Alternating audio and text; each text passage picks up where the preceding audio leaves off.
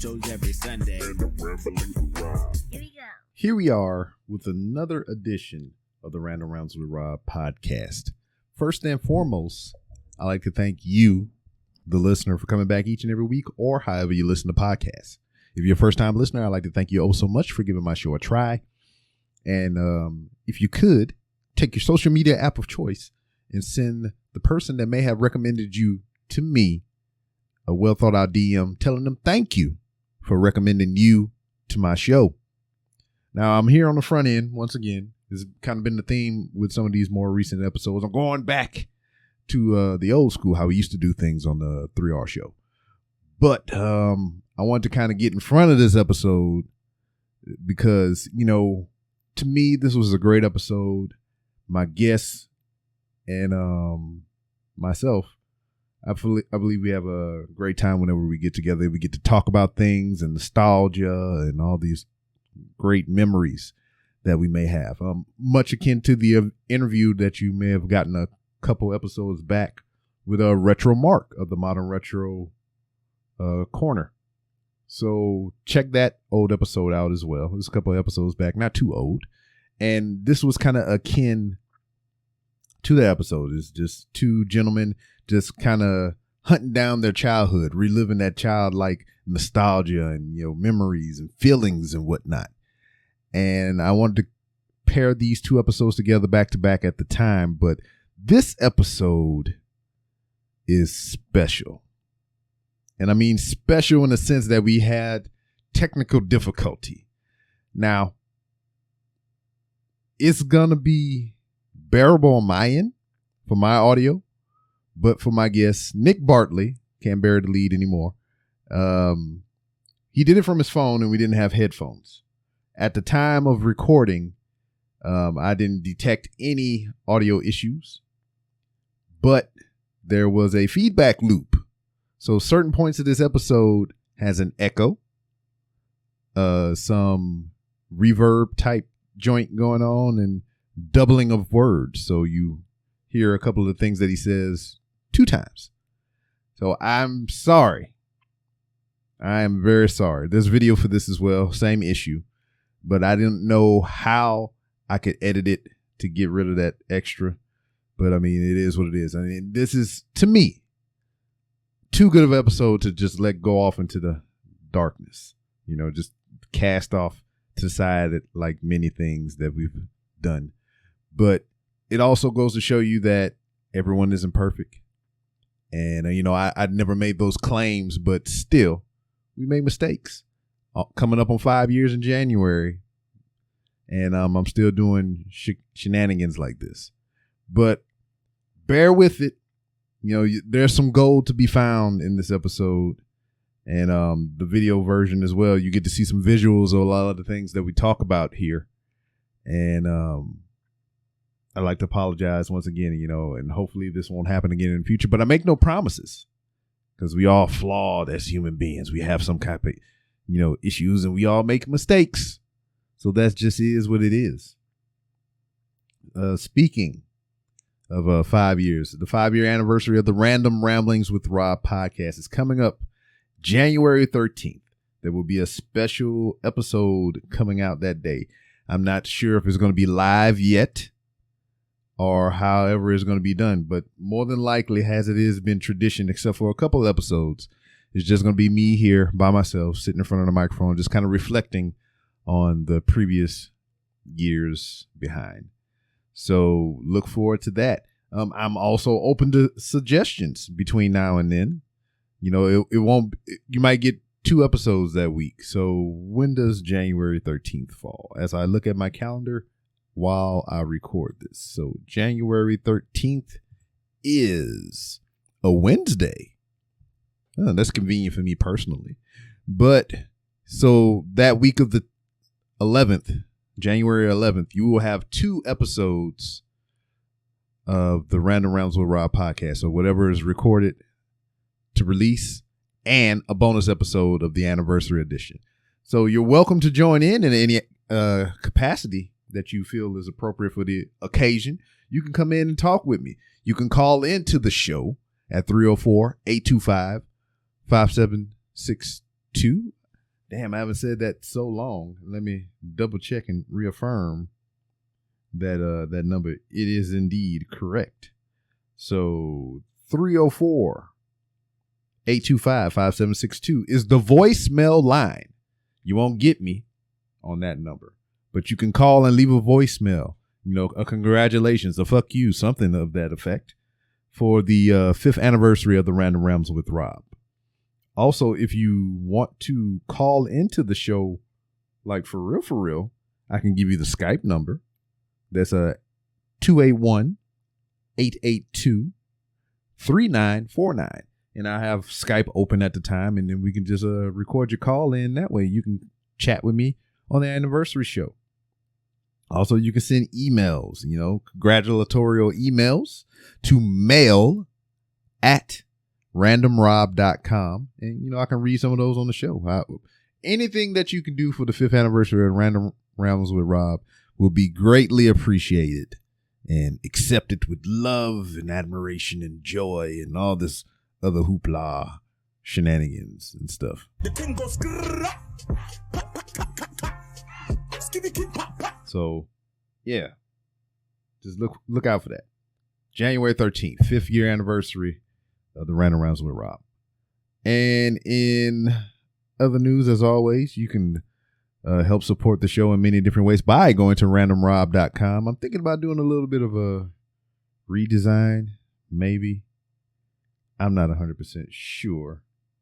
There's certain elements that I've subscribed to lately, like Restream and a couple of other clients for for the podcast that I want to incorporate into the website. We just finished a recording of Wrestling is Trash, the wrestling podcast that I do not as frequently as this show. And there's ways to kind of tie it all into randomrob.com. So I'm looking into different avenues like that. I was also thinking about opening a Discord for Wrestling is Trash as well. I mean, it's already set up. I'm just kind of hesitant to pull the trigger on it because, you know, I have a Discord right now. I mean, this is just how I feel about things in general. Let's just kind of let you in the mind of B-Rob, how he thinks about certain things. Discord was a foreign thing to me not too long ago. I mean, I've heard of it. And then most recently, I'm just kind of getting into it, you know, discovering the functionalities and, you know, the capabilities of this app, which is freaking amazing, especially if you have a community. Now, I have one for 3R Show. You can go to Discord and there's a link in the show description. You can join the Discord and we can converse and have fun and do things. The memes only section of it is kind of worth the price of admission. You can just come in there and drop random memes in there, not safe for work or whatever have you. It's fun. You know, I like that aspect of it. But I mean, I got it broken down into sections, you know, via Twitch, Instagram, or whatever social media platform that you like. There's just a random chat in there so we can just speak random thoughts and everything. But truth be told, there's people there, but it's not active. You know, that's a big thing on my part because it's my shit. So I should be the one engaging everybody and whatnot. But I understand that in this age of social media that we live in, there's thousands of apps and everything. And I just kind of feel a certain way about having people having to download this extra thing just to do things that they already do, if that makes any sense. And then a lot of people that I do know who are passionate professional wrestling fans and everything like, or even just podcasters of whatever in general, they all have their own Discords. And now I have my Discord, and I'm asking them to neglect their Discord. Or, well, not totally, but, you know, just kind of divide their time between their stuff and their community and their audience to come hang out in my shit. You know, and it's a good way to mingle and everything. But me personally, I feel like mine is not where I envision it to be yet, at least. So for me to open another one specifically tailored to wrestling, which I think could thrive, I kind of feel the same way because I know a lot of people who have their own wrestling Discords, and to ask them to leave their shit or, you know, split time with theirs and mine, you know, I think that's kind of selfish, I guess. I don't know if that's the right word, but that's just kind of how I feel about the thing or whatever. Because I know people that have great minds for professional wrestling, but I know they don't have the time to finagle and tinker with my shit a lot. So as far as the wrestling in this trash goes, I was just looking at the people that I kind of knew personally that kind of been on the show and things like that to kind of take it up in my stead when I'm not there or able to do it, because wrestling is trash. It can go months without an episode. It can go weeks without an episode, days without an episode. That's just how infrequent it is. But the conversation about professional wrestling never stops. So I was just thinking, when I'm doing whatever and kind of just can't get to it, I have somebody in my stead. I kind of want that with Nick Anicelli. You hear him on just about every episode of Wrestling is Trash because, frankly, he's the one initiating these meetups. There's a lot of times to where if Nick don't call, there's no episode. That's why there's so many gaps. And he's busy with his life. He's getting ready to move to California and whatnot. But there's one thing that kind of made me happy or whatever. I talked to him today when we recorded the episode, and he said he's when he moves and he gets settled, he's going to get us equipment set up. Now, that's great. That's helping the brand that is Wrestling is Trash, because I know Nick has he's into it more frequently than I am. So I know at any given time he can just spring up and do an episode and invite random guests, because the way I look at it, Wrestling is Trash is the community's podcast. Well, that's what I perceive it to be. That's what I want it to be. The people's podcast, to where, it's mine in essence that I started it and founded it. But I'm not the one that's always running it. Nick can take up the mantle and he can run a show by himself with guests of his choosing. And I kind of feel like that's what the community is about for Wrestling is Trash. Anybody who wants to get on and talk wrestling at a whim, a specific subject that they're passionate about or a theme that they got going on, I want Wrestling is Trash to be that platform, because it's wrestling's for everybody. So should a wrestling podcast. I'm fronting the dough on it and everything. So it's essentially an open space for a wrestling fan to come practice your promo and, engage the community over the airwaves and audio and video if you like. So you just jump on, start it up, get it recorded, send it to me. I post it, and Shazam. That's how I would like Wrestling is Trash to be. That way it's consistent, or it's semi-consistent depending on how often we can get somebody that want to just jump up and do an episode or whatever. Because, it's all done at a whim right now. But that's just my thoughts on social media apps in a nutshell, and just, my general thoughts about my personal Discord and Discords. So that's just how I feel. It's just weird to I'm on Twitter, and then I want to take people who are prevalent on Twitter away to download another app to their thing, to log in, sign up, make an account, just so they can just do the same shit that they were doing on Twitter. But it's more personable on Discord. I give it that. And I like that. Come on in, y'all. My arms are open. I want you to walk in and embrace me. We'll sanitize before, during, and after. I'm not trying to get you sick.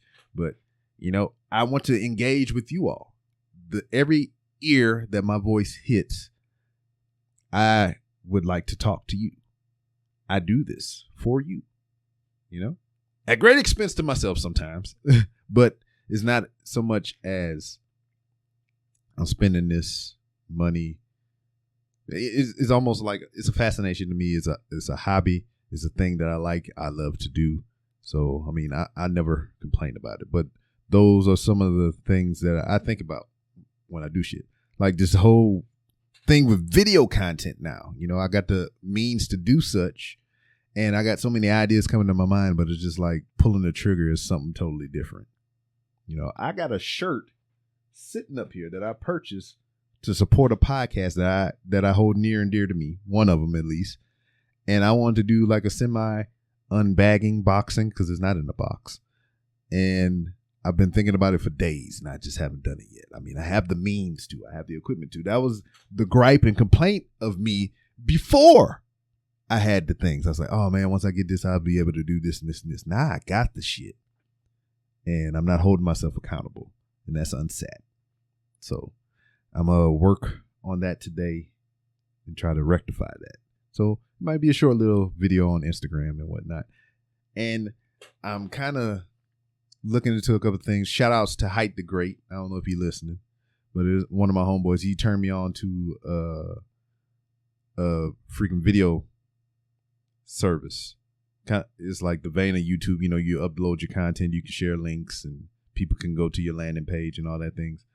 But it's not YouTube.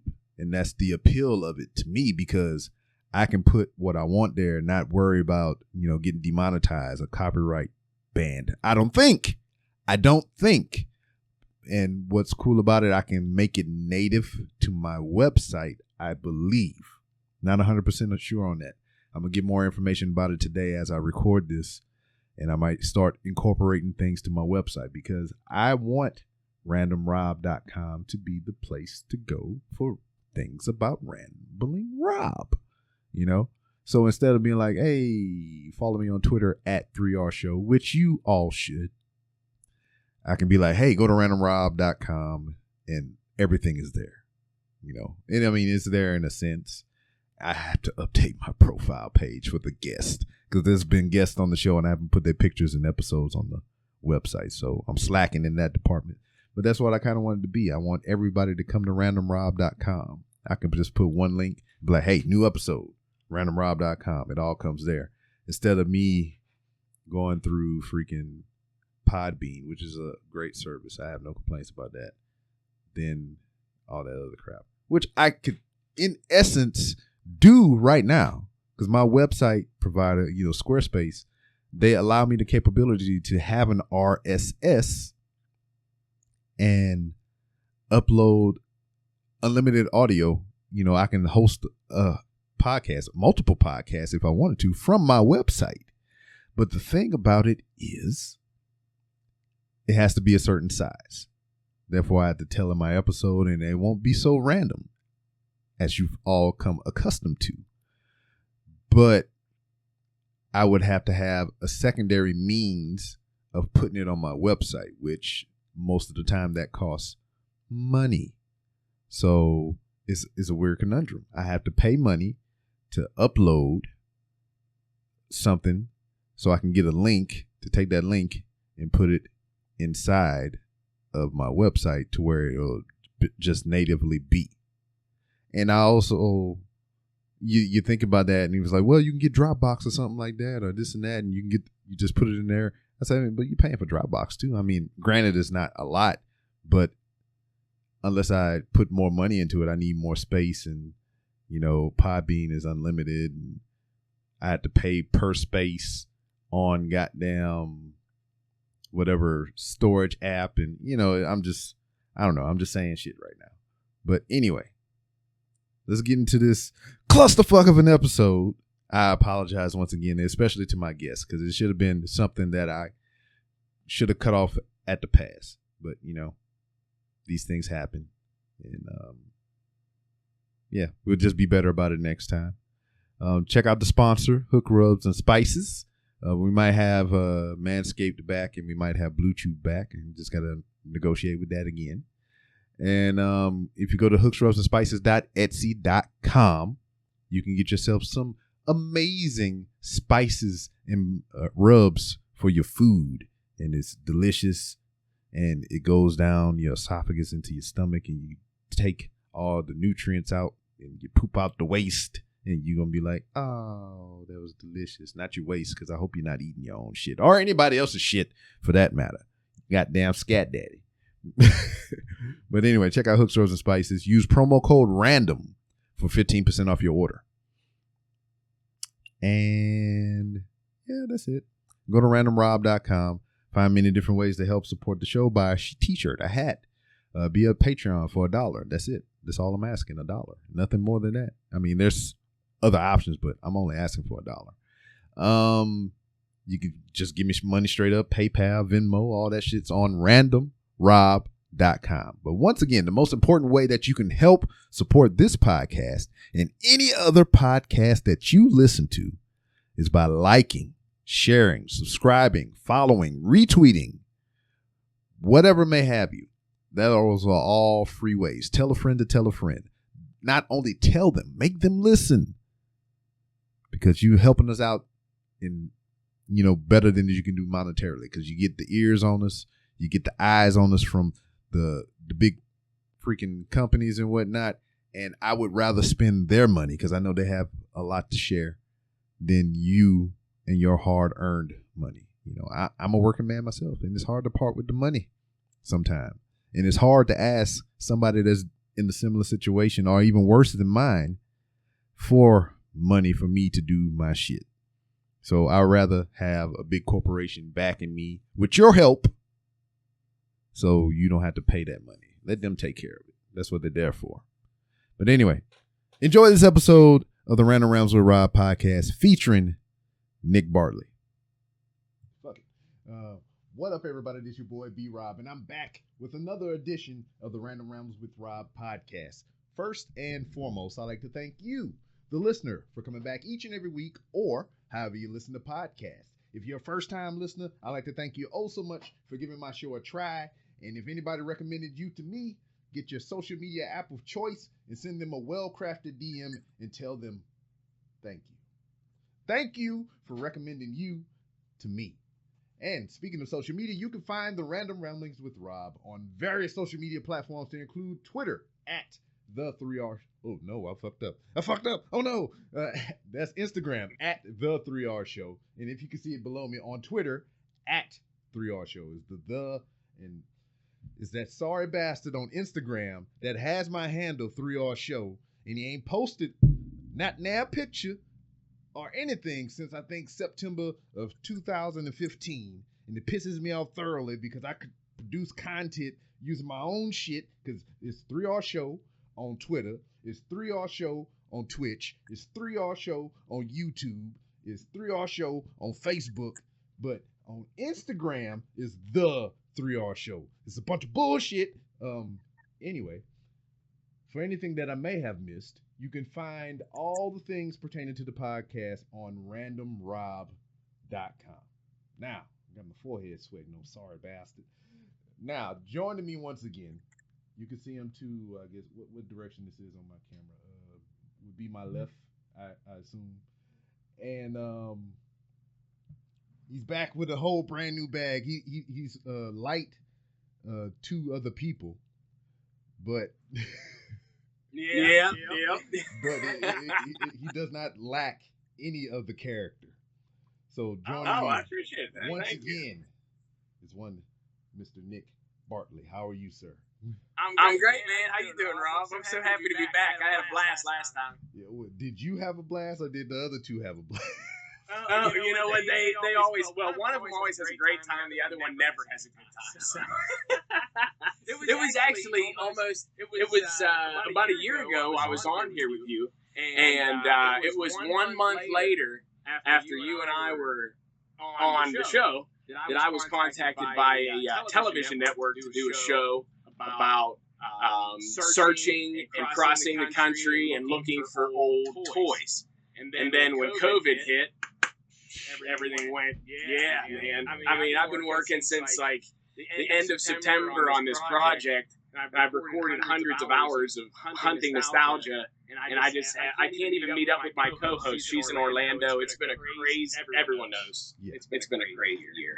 Now, so I mean, how did it fall in your lap? I mean, what made them reach out to you to do the project? Honestly, I thought it was a scam. I thought whenever this woman, I really did. Rightfully so, because we can't blame shit on 2020 as far as scams go. It's just the evolving loop of technology, man, to where it makes it easier for people to scam people now. Well, it's crazy. Well, I was doing the Boris and Bart where I would split my face and do this and all that, and then I got an email. And it was from a woman, and she said, "Hey, I'm a casting director. I'm doing this show, blah blah blah." And I looked at it and I went, "Nah." And I thought the end of the email was just going to say, and all I need is $500. You know what I mean? Yeah. Like, that's what I thought for sure. But I researched this woman, and just needless to say, I could not sleep that night. It was crazy. It was absolutely insane. We were working with the History Channel, and it was crazy stuff that I worked. Every day I would end my real job at 4:30, 5 o'clock till 11 o'clock. I was doing stuff for Hunting Nostalgia. It's nuts, man, but it is fun. It's just been an up and down, just like 2020 has been. It's been crazy. I mean, so honestly, what's the difference of you doing, your show, your pilot, Hunting Nostalgia, than what you normally do anyway by hunting nostalgia? I know there isn't one. Well, the difference is whenever they reached out to me, the only thing they wanted me to search, and they wanted me to find toys, and they wanted me to talk about how much the toy was worth and all that. That wasn't my concept. My concept had nothing to do with money. Like, I like the idea of finding something like, Rob, what did you love when you were a kid? Like stuff like that. That is what's important to me, not the American Picker style of finding it and flipping it. But it was weird. The company that actually I was working with is the same company that created American Pickers. Yeah, so that was their concept, was that picking. So I mean, obviously we got your initial thoughts. You thought it was a scam and everything, but when the realization set in that, like, whoa, this could be, a big thing, expanding, all that is you, pretty much. I mean, what was the feelings like, man? Well, the first round, whenever I did, like, this is now, it's been pitched to Netflix, it's been pitched to History Channel, it's been pitched to Hulu, and every single, but I cannot actually be in the same place with my co-host, who her name is Elvira Taylor, and she lives in Orlando. And she does all of the girl aspects of the nostalgia, like the Barbies and all that different stuff. And she is amazing. She runs a YouTube show. It's called The Doll Circle. And she is unbelievable at what she does. So there was actually 3 different pitches. And I was pitched to the History Channel 2 times in the same year for 2 different television shows. And everything just fell to crap when COVID happened. There was actually a show that was on the History Channel. It was called Eating History. Okay, I don't know if you've ever heard of it, but it was these people, and they were eating like old war rations and old stuff like that. It's like they were eating stuff from like World War I. It was disgusting. But yeah, right. But so that was supposed to be the first show of a line of shows where it was more lighthearted programming, and the show that I was working on was supposed to be one of them. When COVID went on and everything happened, they decided that the world needed more serious programming. Like, they didn't need some big dork on there singing old television jingles, you know what I mean? Like, that's what I think people want to see. They want to see something stupid is what I want to see. And this is as stupid as it gets, you know what I mean? But, it's been absolutely crazy. It's been a blast, but it's also been the most stressful thing I've ever dealt with in my life. Waiting to hear back about a television network that is literally it's just a popularity contest. It's literally just if they like me enough, and that's a weird feeling to deal with. Word. So you already said that you accumulated hundreds of hours of content. Now, I watched your pilot episode and just some of the clips that you posted here and there on Instagram and whatnot. But watching the pilot and everything, man, I have to know. I mean, I know you have some kind of acting and theater background and all that stuff, and it shows. But when I look at your pilot episode, I mean, flawless to me. Oh, wow. Thanks, man. How many takes did it do? Whoa. Dude, what you see, honest to God, and I would not lie, honest to God is my witness. Whenever, the only thing that I have to do like multiple takes of is sometimes, and I feel like it's so weird because the first episode, the pilot, I had to do everything myself. Like, I have one of my buddies helping me, but I had to do it all myself because no one can leave. Like, the production company in LA, they can't leave. The production company in New York, they can't leave. So, but I don't want to stop. I want to continue doing what I'm doing. So I'm just doing it with my buddy. We have a camera, we have lights, we have a microphone. But each and every episode, the quality of what we put out is going to get way, way better because we were literally just learning and just doing this, putting this together ourselves. It's nuts. But like whenever you see me, like every once in a while, I'll walk around the corner and say, like, I want to introduce you to my friend Elvira. Like that stuff, those things I have to do more than once. But like whenever I'm just walking down, whenever I'm finding something and talking to somebody, it's just me. It's just me going and blabbering on. All right, so now, knowing that, I'm about to call you on your bullshit. So, before we started recording proper, like, you know, I was showing you the things with the, you know, the stuff surrounding us right now on screen, you know, with the layouts and all this other bullshit and everything. And you was like, oh, man, I could never do that or whatever. But here you are, fucking one-man ganging it, producing a whole goddamn show and everything, no previous know-how, and you learned it and you killing it and shit. Now you sitting there talking about, oh, man, I can't do that shit. I mean, yeah, so you're full of shit, and I want you to know that. Honestly, that is all. It's my buddy. I have my one friend, and he's not working right now, so he is like all in with me, helping me film and everything. He goes home and he works on it. This being in front of the screen, that is all I can do. Like I give it all to him, and then like co-host Elvira, she'll just do that little clip, and she has a segment in each one of my shows called A Moment of Nostalgia, and she's going to talk about something on her end, and then we just not we. He just puts it together. Yeah, and I don't know how he does it, but it's amazing. And each one he's getting better and better and better. See, I want your opinion on this. You know, we can never predict the future and whatnot, but do you think, in a way, some weirdly cosmic way, that all this, I mean, I don't know, it's weird to say it, but the point I'm making, do you think this all happened for a reason? Are you talking about my situation? The world situation? I mean, in essence, I mean, your situation is the world situation. Yeah, you're not. No, I do. I really do. Because you know why? You know why I agree with that is because whenever they said, hey, we're on hold, we can't do anything, then I could take their concept of what they wanted me to do and change it to what I wanted to do, which is purely based on love and a feeling for something. Like, I could find something that's worth, 10 cents, but it means everything to me. That is what's important.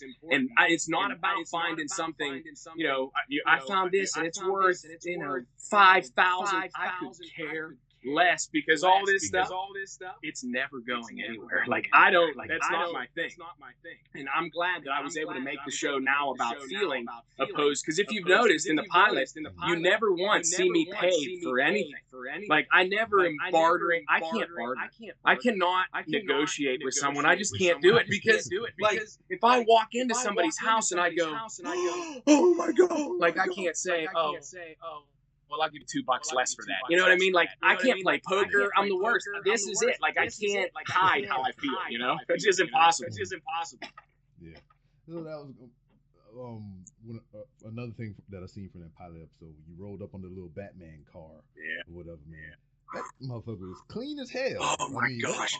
It was, dude, it was crazy. First off, whenever I walked up to that house, I was looking, and then as I'm talking to the guy, and because I had to ask permission before, so I have, my waivers that my lawyer and everything did that I have to have the people sign. So I'll go in, and I'll have my buddy, he's acting as the producer of the show, he will go into these places, and he'll tell them what we're doing, and then I stroll up the street. So they know what I'm there to do. And as I was looking in the bins. There was the little muscle men, the little muscle wrestlers. Look, that hit me, man. I ain't gonna lie. I seen them little pink bastards. I was like, oh, I remember them. That's what I want. That's what I want right there, dude. Just you feeling that, you know? Like, who knows? Like, maybe that was a connection you had with some of your buddies in school or whatever it would, you know. If it brings you back to that moment and then you tell me about that moment, then it's my moment too, you know? Like, that's what I'm collecting is people's emotions, you know?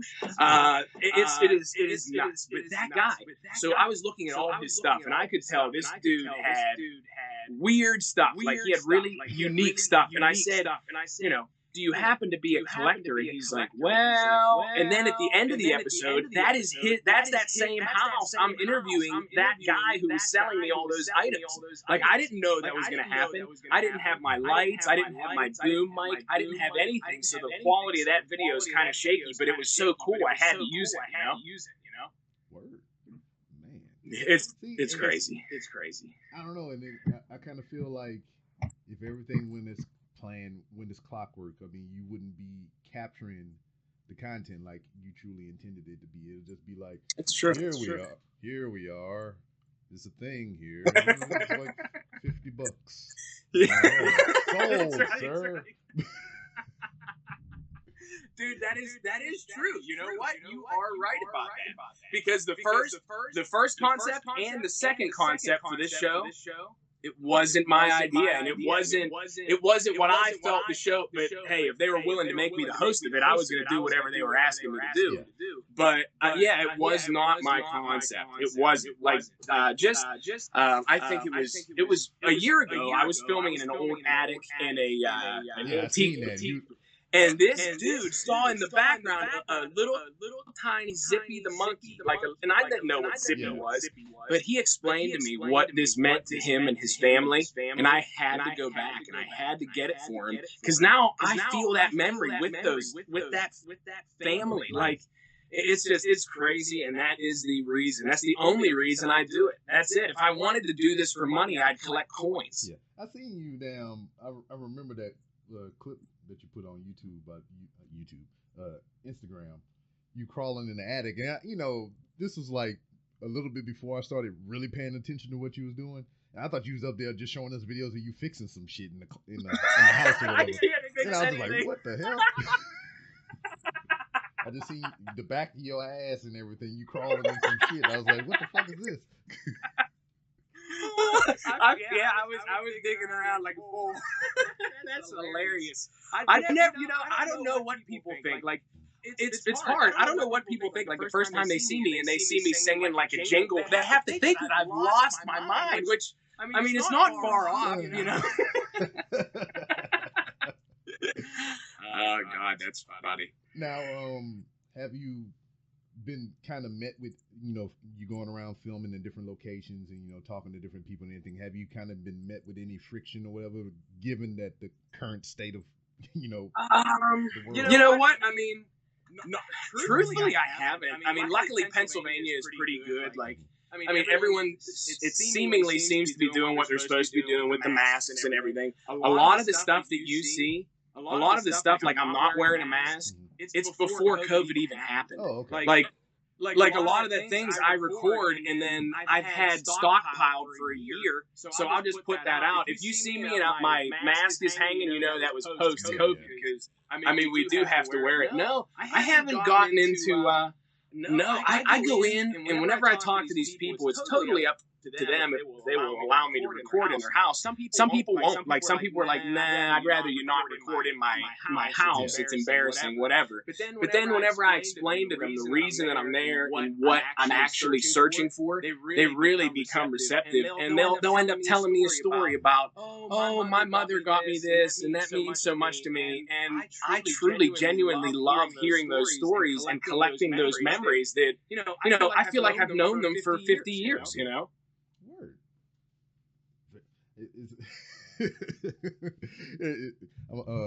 It's funny to me because, like, I mean, I like what you're doing, but it's just like whenever you say I'm collecting those memories, you sound like a old freaking post-era like demon or something. It's like, I'm collecting the memories of mine.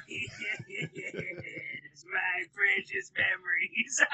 I don't really. It is, man. I know. Trust me, I know. I don't really remember off the top of my head the last time that we spoke or whatever, because there was a lot of Boris and Bart shenanigans and whatnot.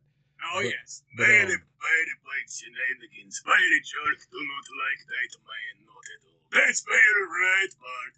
Oh, come on, Boris. Be nice. We're on the show. Rob's an awesome dude. I like Rob. I do not like you. That's right, Bart. That's what we did last time. Yeah, so, like, all this, behind you. I mean, you got the Hulk Hogan bandana. You got the daggone... I remember the drink toppers there.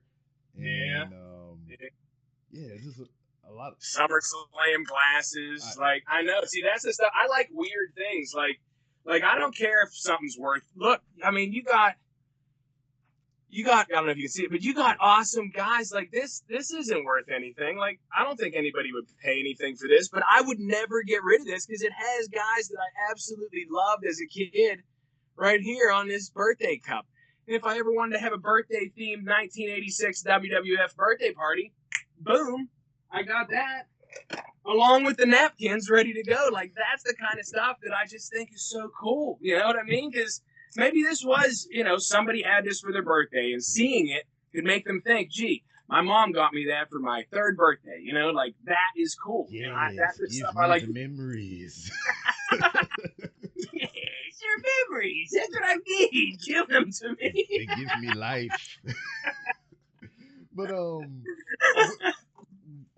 how much, I mean, kids are weird, and a lot of the stuff that you show in here are some from your personal collection, stuff that you had from when you were a kid. Because, I mean, I think one of the clips that you posted up there, you was telling us why you bit the nose off all the bad guys on your wrestling figures and whatnot. But when did you have enough wherewithal to be like, I'm going to keep this forever and I'm never going to let it go? Honestly, I believe it was... There we go. Right here. The frame or whatever. All that stuff there. Oh, soccer bop 'em. That right there. I was 13 months old and I was Hulk Hogan for Halloween. Like, I realized very young that I knew I could not let these items go. My brothers and sister, they didn't care. Like, they would load up stuff and sell it at yard sales. And I will never forget. I'll never forget. One day I was at my parents' house and we were having a yard sale up we have like a tree line up at the top. Mm-hmm. And I could see somebody was in a box and they were looking at my wrestlers. And I jumped out of bed and I ran up the hill in my underwear and I said, "These are not for sale." Like, and he had them all. He had them out. Like, he was getting ready to buy my Roddy Piper and everybody. They would have been gone. Like, if I wouldn't have just looked outside. All of my original ones from childhood I keep in the plastic or whatever. They're not part of my display because, like I showed before, if you were a bad guy and you weren't nice to the Hulkster, I'd take your nose off. That's what I did. It's the way it went. But I guess immediately I knew because it was the toys that made me love everything. Like wrestling, I liked the toys first, and then I became a wrestling freak. It's always the toys for me. It was always that. And then came the story. Then came wrestling. Whatever it was, followed the toys always. And that's kind of in a way similar to how I became a fan of professional wrestling. I didn't become a fan of professional wrestling because of wrestling itself. I became a fan of wrestling because of that guy behind you, Hulk Hogan, the actor. So what were you talking about? Rocky 3 or what? Is that what you're referring to? I seen him in movies before I seen him in a wrestling ring. So I saw him in like No Holds Barred, Suburban Commando, and all those movies. Yeah, that's crazy. I was just at a place the other day. You mentioned No Holds Barred. I've never seen this before, ever. And it is a Hulk Hogan No Holds Barred and Zeus on the other side. Look how scary it's gonna kill him! My God! I mean, this movie, dude. I watched this 5 trillion times. I love No Holds Barred, but that's definitely true. That it can be other things that start your love for whatever it may be. So what's the irony in your poster there? His name is Rip and is ripped. Yeah. Oh, it can be a triple entendre. So his name is Ripped, the poster is ripped, and he was ripped. You know, he was ripped. Oh, look at that. The trifecta. You're right, dude. I didn't even think of that. I like how your brain works. That's good. I like that. Sometimes my wife says it's a curse, but mine too. Hey, mine too. Anybody who does this stuff like the creative craziness is what I call it. You and I do. We have the greatest wives, the greatest support in the world because we're all nuts. Oh yeah. Yes. I drive my wife freaking crazy, man. We'd be sitting there and she'll daggone just something stupid, right? We'll be sitting at the kitchen table or something, and she'll lean her glasses up against her hand like that or whatever. I was like, I'm gonna call you Eileen. Because she's leaning on her eye and shit. I was like, and she'd be like, get out. Not amused, Rob. Not amused. Trust me, I know. I have the most understanding wife that has ever lived. And I'm sure you do too. It's a lot dealing with personalities, I think, like ours. So that's a follow-up question. When y'all first, come to know each other, whatever. I mean, this is like your passion project. This is your babies or whatever. So what was it like for you to first introduce her to your children? Well, see, little at a time. Whenever I met her, I didn't tell her I liked wrestling. I didn't tell her I collected and. See, I was super cool. I was the guy who was at the party and I was playing guitar and singing songs. I didn't want her to know that I was a massive nerd. You know what I mean? Like, I didn't want her to know that I had my toys and my action figures waiting for me at home. You know what I mean? Like, I was hiding it, and then whenever it started funneling in, she started saying, "Where is this crap coming from?" I said, "I've had it all along." That was when she already loved me then, so we weren't getting out of it then. So, dude, it's funny, like the way you're describing the whole situation. Have you ever seen the movie, The 40-Year-Old Virgin? Oh, it's kind of like he had all the collectibles and everything. Then he met the girl. Then he just kind of like didn't want to tell her. Then he wound up telling her. Oh man, I'll tell you. I mean, I would take this down and show you. I have my wife when we moved into our new house. She said, She said I can't take over the entire basement, which eventually I did. But she said you can decorate one room, the downstairs bathroom. So I decided to decorate Star Wars, and I covered every inch of the bathroom in Star Wars, every single inch. And I don't know if she regretted it, but it gets extreme real quick. Yeah. Real quick. And it was kind of like the same thing. This is her first house. And I've been through the hullabaloo before. This is my second marriage and shit, yada, yada, yada. But, I've been through the process before, and it was her first time. And she was like, oh, this is my first house, yada, yada, yada. And I was like, okay, this is my only advice to you. I mean, we're in this together.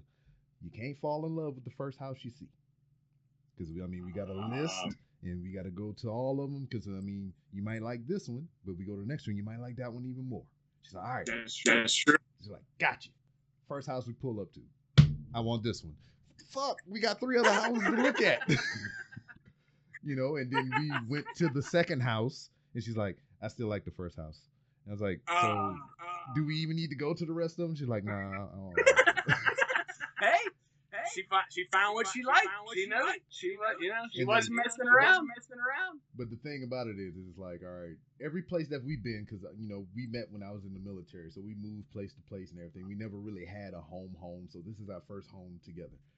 And that's nice. Every place that we moved to, I had a place to put my things. So whether it had been a dining room that we were never going to use, I would put all my things in there. That's where I would podcast and play my video games. Whether it was like a spare room in the back of the house that nobody used or next to the washing machine or some shit, I had a place to put my things. Yeah. But, over time and over the course of relationship, just like how you are with your things, you accumulate more stuff. So my needs for a space, started growing. And then we got here. And it had everything she wanted. But as I looked around, I was like, there ain't no place for me to put my shit. So the area that would have been, the ideal spot for me, the previous owners, they enclosed it and made it a theater room. So it's no shit. It got a screen, it got a projector and all that stuff. So that was one of the items that she always wanted in a house. So when we roll up to this first house and it's already here, you know. So man. That area. Wow, that would be great. That would be really great. So that area was allocated for that already. So that kicked me out of there. Then we have 3 other rooms in the house besides our bedroom, which is occupied by 3 other kids. So yeah. I'm like, I agree too. Where I'm going to put my shit. So it wound up being in boxes, sitting in the garage and everything. That was like a while back. This is years later, but a while back when I text you or sent you a message to see who won these wrestling figures or whatever, I had nowhere to put them. Yeah. And here we are. In here. Yeah. So I just went in the garage. I bought a whole bunch of plywood and lumber and shit. I just built me a room in the goddamn garage. That's the garage. Dude, I was going to say, it looks awesome. I mean, that looks great. That's a cool little space. Where I spend a lot of my time is my Star Wars bathroom. Whenever, the cabinet underneath the sink, when you open the cabinet in my bathroom, swear to God, a 13-inch Pee Wee Herman falls out. And it's just, there's all kinds of broken toys and stuff underneath my sink in my bathroom. Is that the Pee Wee with the drawstring? All right. Oh yeah. So, you knew from a young age that this is almost kind of going to be your path in life to hold on to nostalgia. Feed me nostalgia. I need the memories. But I mean, it's crazy because you mentioned that Pee Wee Herman doll, and there I think lied the last piece of nostalgia for me as a child. Well, I gotta get him. Right? He's right here. Let me grab him. Go grab him.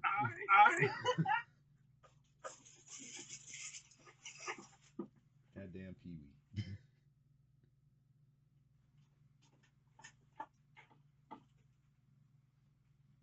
Oh, look at them chops. Look at them chops back there. Oh, I hope I don't get copyright banned for this.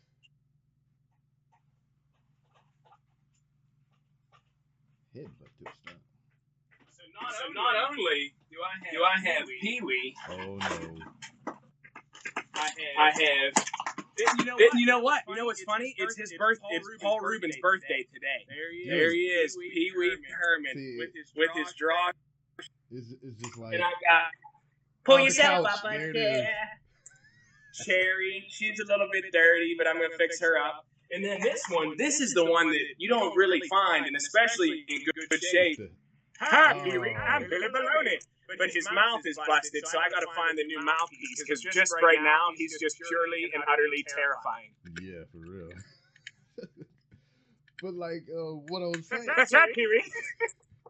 But what I was saying, man, is just I can remember being 12 years old, and I was in my room, and I remember this vividly. It's one of the memories that I still have in my head that I can remember well.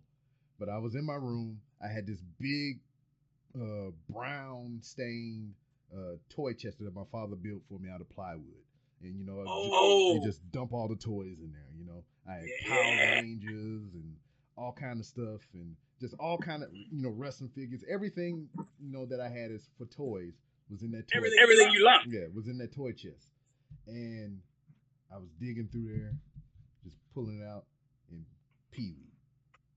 Picked them up, and I looked at them, and this is gonna be heartbreaking for you, but it was just the turning point for me. I was just why do I even have this shit?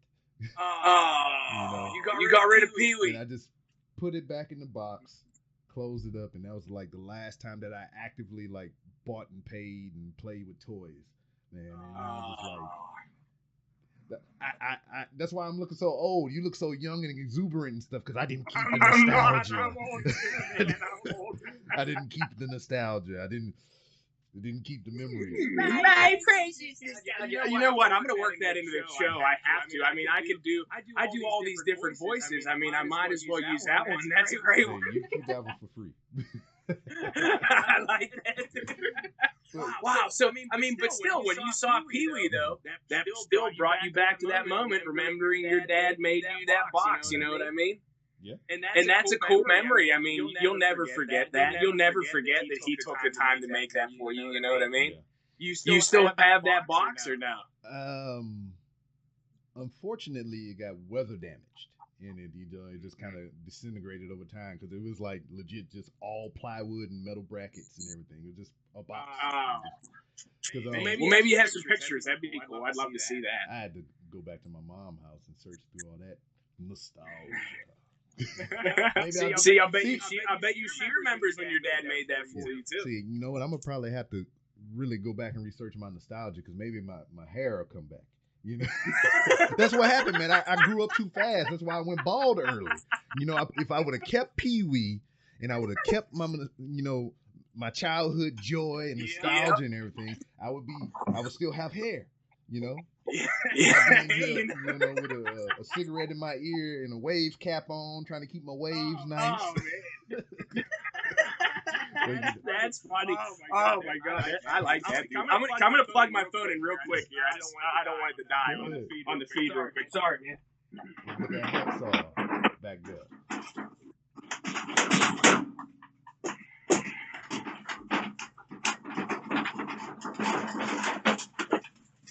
Oh. I always feel like my phone has more juice than it does, and I don't know how it goes so fast.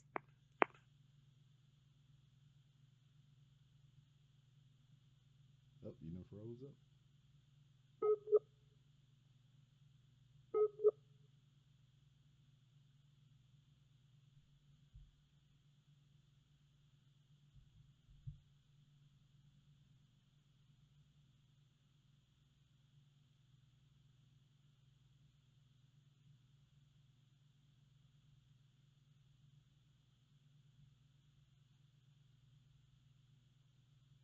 I really do. A lot of. All right, but that was the last time that I sat down, with toys in hand. I mean, this is like for my pen. This is not a toy. That's what my pen goes.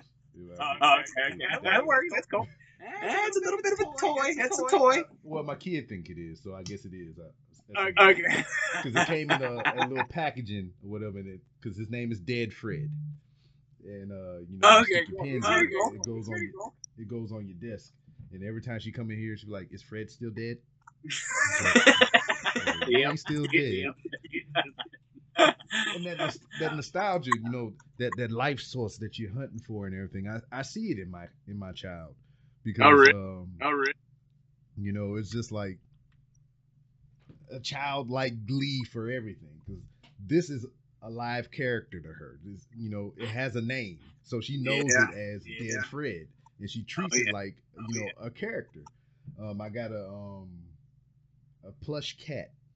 There's a wrestler in New Japan Pro Wrestling, and he, as a part of his gimmick, he started bringing a stuffed cat to the ring or whatever. And this cat has a story arc in the whole show and everything, and he's like an iconic character in current New Japan Wrestling. So I had to have the cat, and I showed the cat to my kid, who in real life is allergic to cats. And she was like, "Oh, this is great. I don't sneeze and shit." So I gave her the whole backstory on the cat. The cat's named Daryl. So there's a whole clip about it. I'm probably sending you a link to it. But the wrestler Hiromu, he started bringing the cat to the ring. The cat started being in like little segments in his matches or whatever. I mean, not like doing high spots and nothing crazy like that. It's just like the group that he's a part of, Los Ingobernables de Japan. At the end of every match, when they're together, they put their fists up together and they bump fists in the air. And you would take the little cat and you put the little paw in there. Little shit like that. That's fun. Yeah, that's fun. It is. So in one match, he was fighting a guy, and he incapacitated him. The guy went out the ring, and you would have bit his nose off in hindsight if you had this figure. Mm-hmm. But he grabbed the cat from the announce table and he ripped it up. Tore the stuffing out, threw it in the crowd.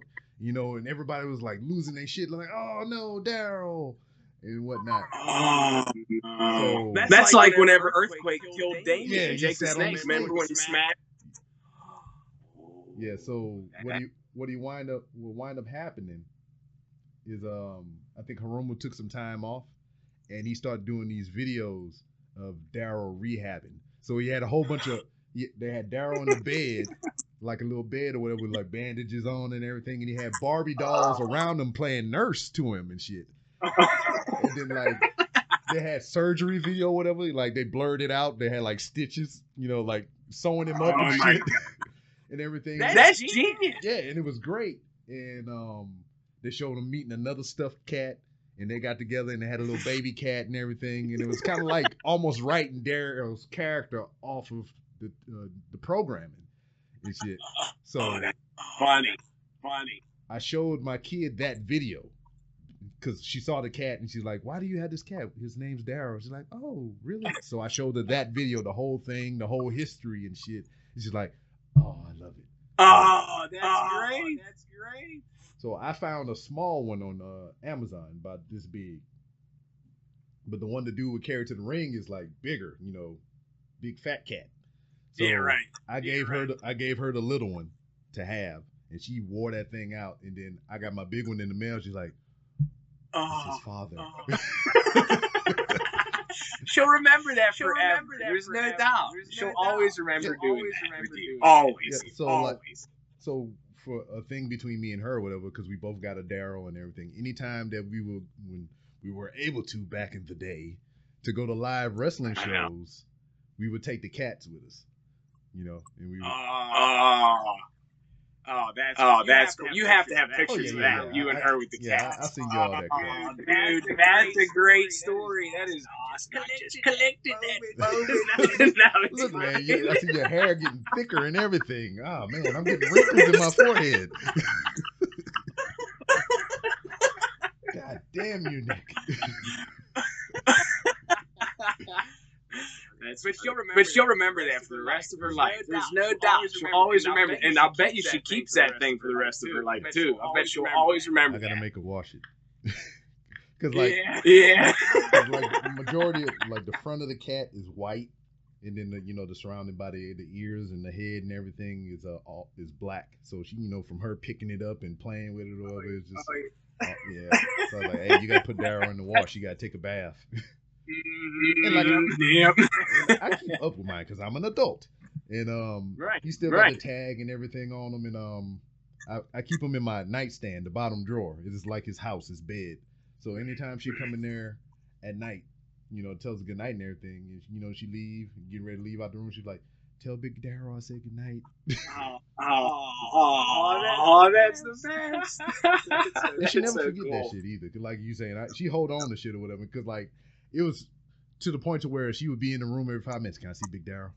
Can I see Big Daryl?" I was like, "No, you got your own Daryl. This is my Daryl. Your Daryl is gray. Mine is white and clean. You ain't gonna mess mine up with your little grubby fingers."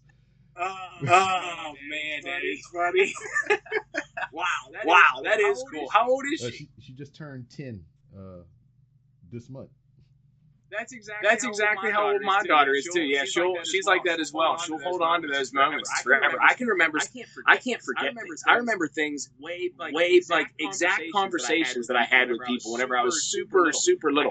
I can remember everything. It's almost like a curse. Yeah, but it's both. It's a curse and a blessing, because there are things that I wish I could forget and I just can't. You know what I mean? There are things I am glad I do remember. And that plays all into the circle of everything that you're doing, man. Because like how I said, when I watched that pilot episode, I mean, you would swear to God that you sat there upon hours with a script and was like, "Hey, this is the Batman 19, blah, blah, blah, and look at the muscle men," and shit. And it was just like flawless. There was no uhs, no pet words. I feel like I do that all the time. I feel like I go, all the time. That's funny. I'm glad you say that, because if you don't notice it, that's great. That's great. I appreciate that, because I feel like I do that all the time. Like, maybe I don't. I don't know. I critique myself very, we all do. Very. We all do. Yeah. I mean, I think I do it more the most now, because I can remember a certain point in time when I started doing the podcast, because I was an instructor before I retired from the military. So I would have to teach classes, and that would be some of the things that they would tell us. When you're up there, you're presenting, you speak, and you try not to say and repeat certain words and phrases over and over again. They call those pet words. So I would, when I started doing the podcast, I would hit myself with those things. It's just like I was getting evaluated in my classes, and then over time doing I it to just started yourself. Yeah. And then over time, I just like, fuck it. I just speak the way I want to speak. Goddamn it, I ain't in the military. That's right.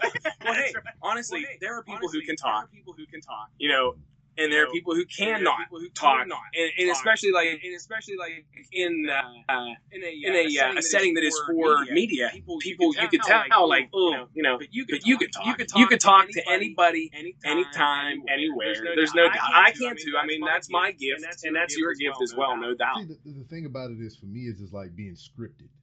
I have a hard time, just going over shit I'm supposed to say verbatim, because like that was the crux of it for me in the beginning, because I weird enough as it seems now, 5 years almost into broadcasting, really big fear of stage fright, just to be in front of a crowd and talk to people and shit. It would freak me the fuck out, dog. I can remember vividly the one last time, that I kind of shook it or whatever, but in that moment, I went to a course. It was a part of a career development and whatnot. I had to stand up and give like I think maybe a 15-minute presentation. Never did anything like that. Not even in school, but like I had to give a 15-minute presentation on a certain topic, which escapes me at the moment because I was so fucking, I can remember trying to say what I had to say, and I was like a broken record, dog. It's like I had a crack in the record and it kept going around, and I was like, and I, like my forehead was sweating. I mean, my armpits was getting extra moist, and like I was.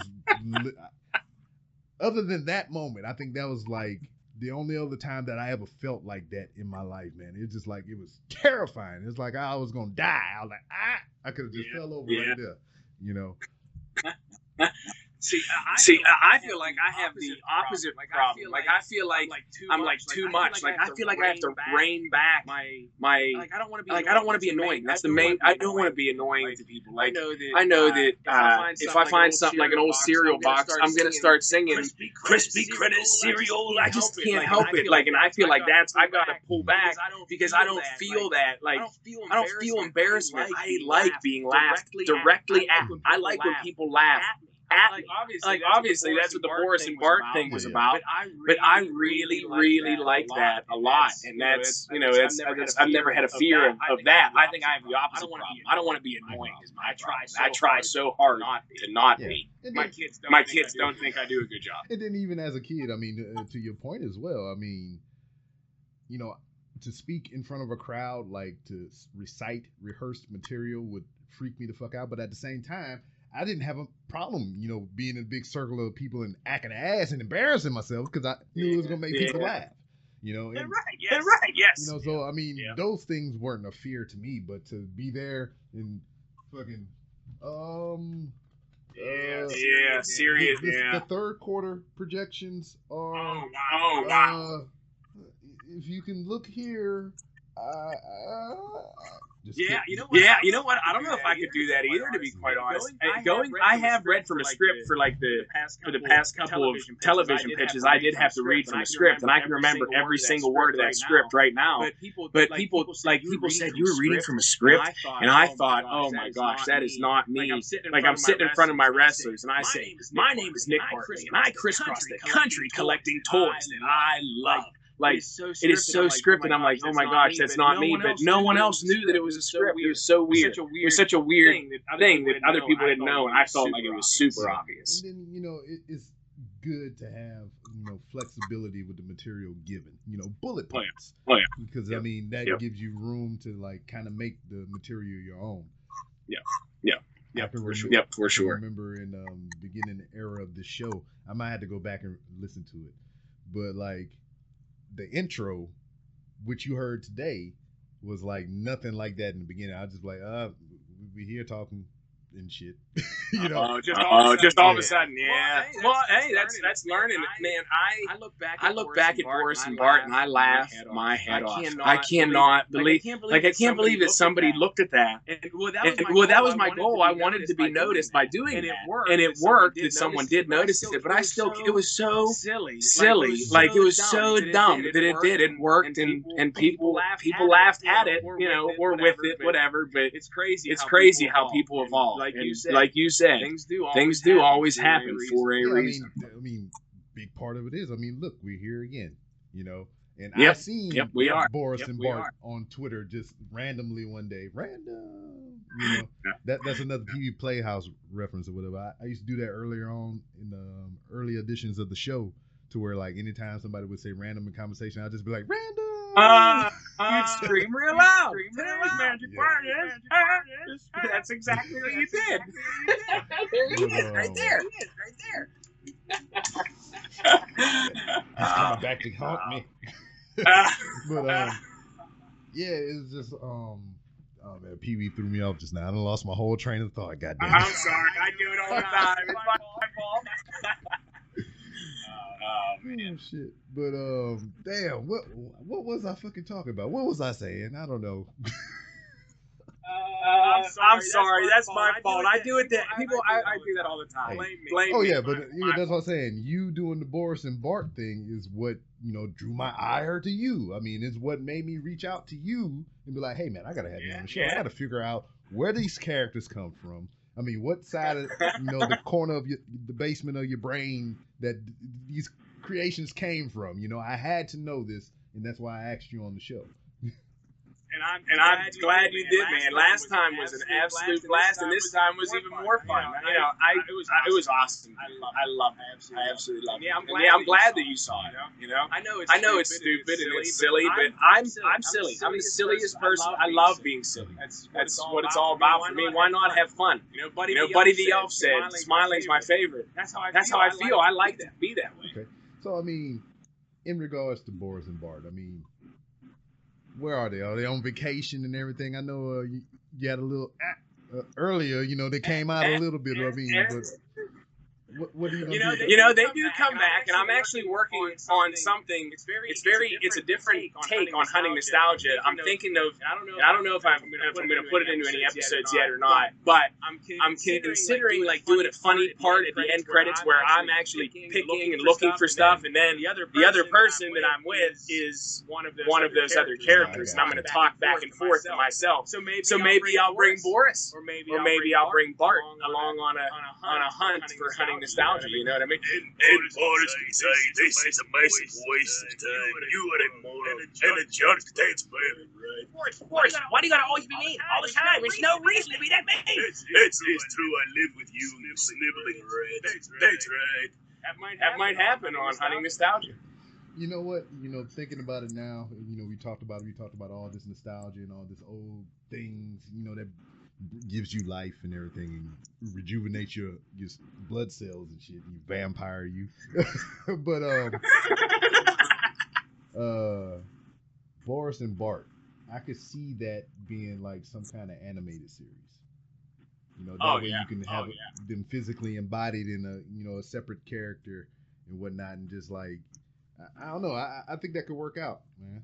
Oh, I agree. That would be very fun. That would be very, very fun. I've talked about a lot of different things like that. It's been a long year with a lot of different weird, strange things. Whenever I signed my first contract, it was 2 days later I got contacted by a company working with Stephanie McMahon and Triple H about a show on A&E, and they wanted me to audition to be the host, and I wasn't allowed. Contractually, I was not allowed to audition with Triple H and Stephanie. Bam. Yep. Yeah.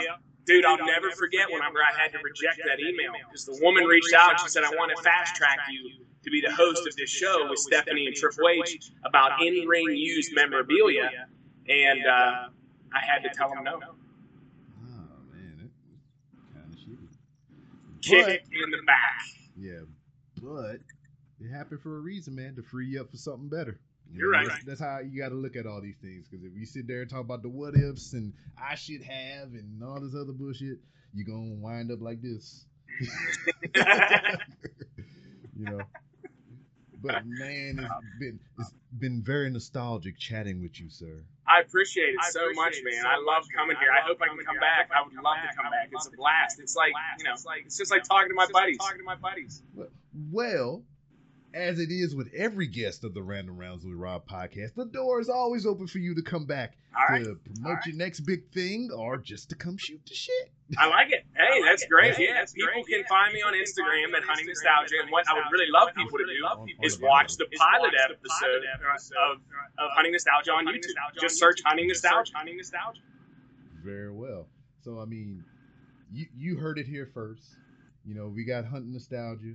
I mean, it's a great concept. If you want to get the feel goods and whatnot and make you go out there and treasure hunt for all your old toys and whatnot, I mean, it's highly recommended.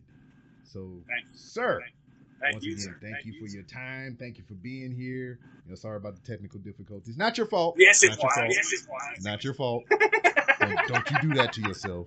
Don't you do it. I'm trying to save you from this, man. All right, I know. Thank you so much, dude. It was a blast. I